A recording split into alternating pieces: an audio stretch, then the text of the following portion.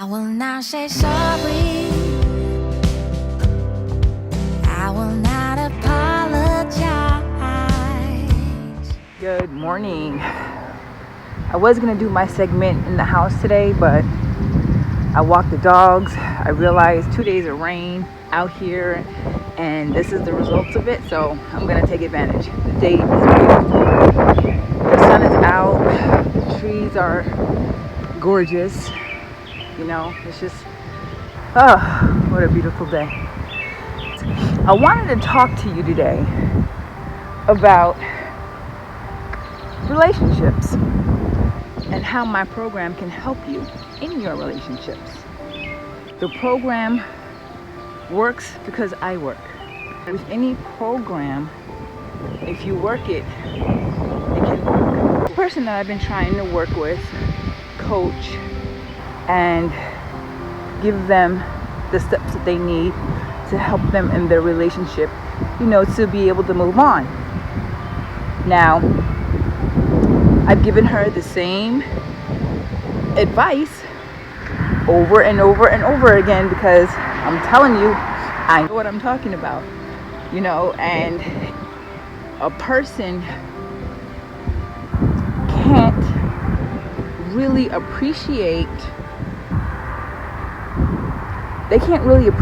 your level of advice until they're ready to receive the message. So, tell this person, I'm dealing with two individuals. One is a toxic relationship, and the other one is a brand new relationship.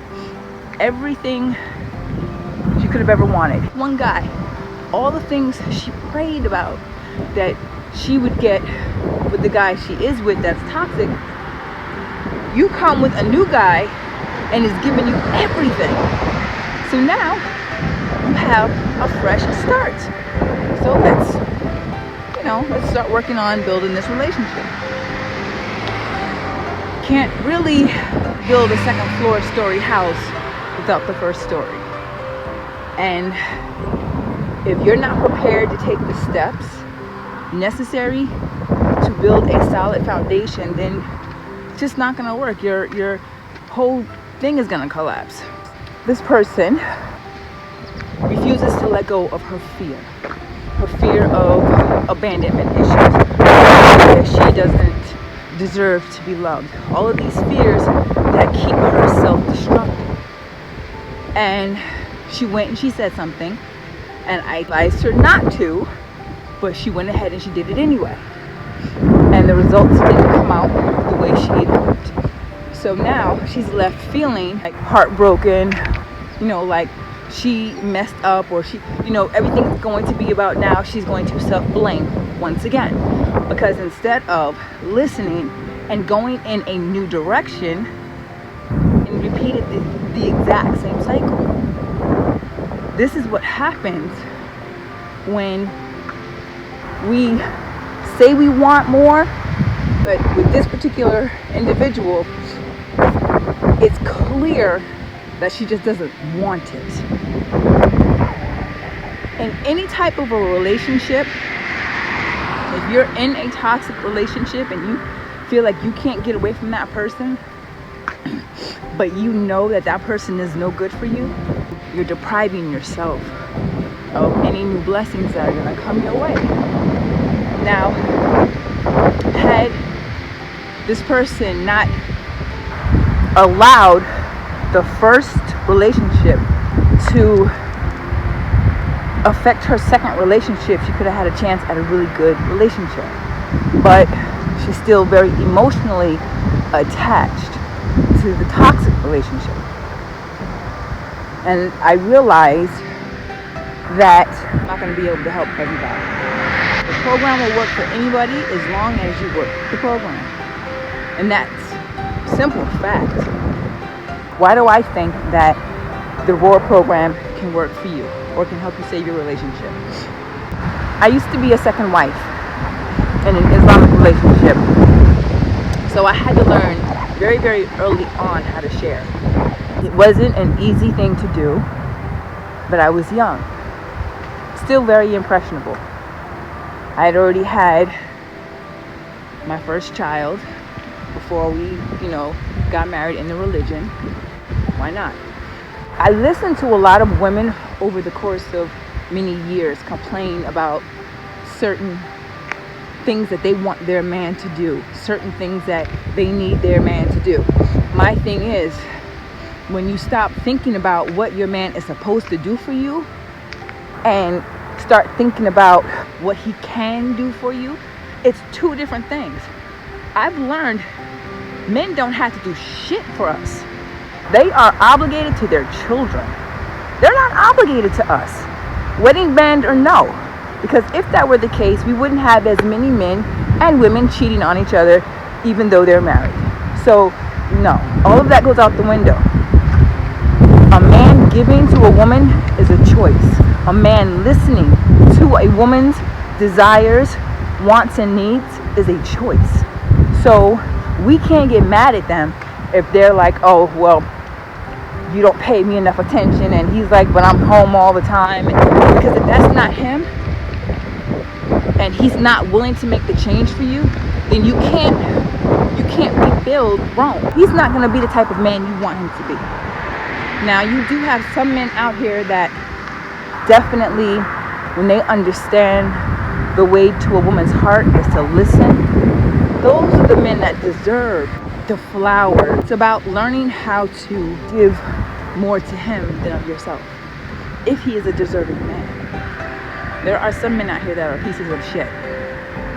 So I don't advise you give them anything until they've earned it. But for the men who do earn it, for the men who do deserve it, for these fathers out here that are busting their ass to make sure that his kids and his wife or his woman has a roof over her head, these are the men that take the time to understand your needs. Not necessarily your wants, but they're there to take care of you. Okay? Gotta let go of the, well, what is he doing with this person? Because the moment you start worrying about what he's doing, you're deflecting off of yourself. When you are completely grounded within yourself, you're not going to worry about it. Because I guarantee you something. If Homeboy is cheating on you, you're going to be so well grounded and level that you're going to handle it like a woman that you are. And you're not going to put up with it. Because strength comes with sacrifice. You always got to put yourself first.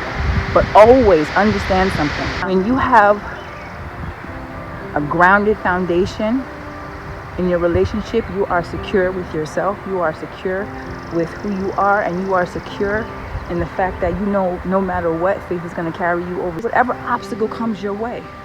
You're going to be alright. You're not going to flip out, you're not going to slash his tires, you're not going to go insane, because what does that do? It defeats the purpose of who you are trying to be. You have a goal. And that's the reason why the program works so well, because it's going to make yourself accountable for that goal. You can't let anything get in your way. And that means a toxic relationship. Love is always going to be out there. But you got to love yourself first. Because if you don't love yourself, how are you ever going to expect anybody to love you the way you want to be loved? You got to love yourself first. You have to love yourself first. You got to be so in love with yourself that when you wake up in the morning, you want to give yourself kisses. Why? Because it won't matter if relationship number one doesn't call you and tell you how beautiful you look today. The moment she doesn't get the reaction that she wants, her whole day is shot. The whole day gone, shot. Why? Because she allows her emotions to get the better of her. We don't have to live like that if we choose not to. Redirect that energy that we put to these men onto yourself, and you find your self-worth.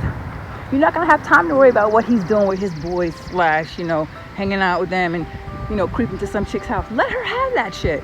Let her have it. Because 10 years down the line, if you're still dealing with this bullshit, then you wanted it, and then you deserve it. But if you know your worth now, and you know that there are things that you want to do in your life, and you know that toxic relationship is holding you back, guess what you're going to have to do? You're going to have to take one for the team. You're going to have to suck it up, let it go, and move on. You know why? Because what happens is opportunities open up for you. Because you're no longer worrying about that negative energy. It's gone. That's the thing about energy. When you remove it, it's gone. It doesn't have to be there if you don't want.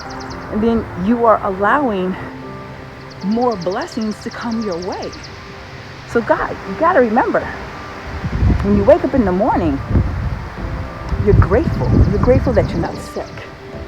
And when you're grateful in the morning and you're grateful throughout the day, you start to notice more and more little blessings. Damn, oh, that check came in the mail right on the nick of time. Blessing. You know what I'm saying? Oh, I just landed a brand new job. Blessing. But don't wait for it to get to the point where you don't give thanks on a regular basis. To wait until something big and major happens, then you say thank you, and then you forget later on. Be grateful anyway, because it could always be worse. This is Carla Alexander here with Never Too Late. I am so glad you guys joined me on my walk. I will talk to you later.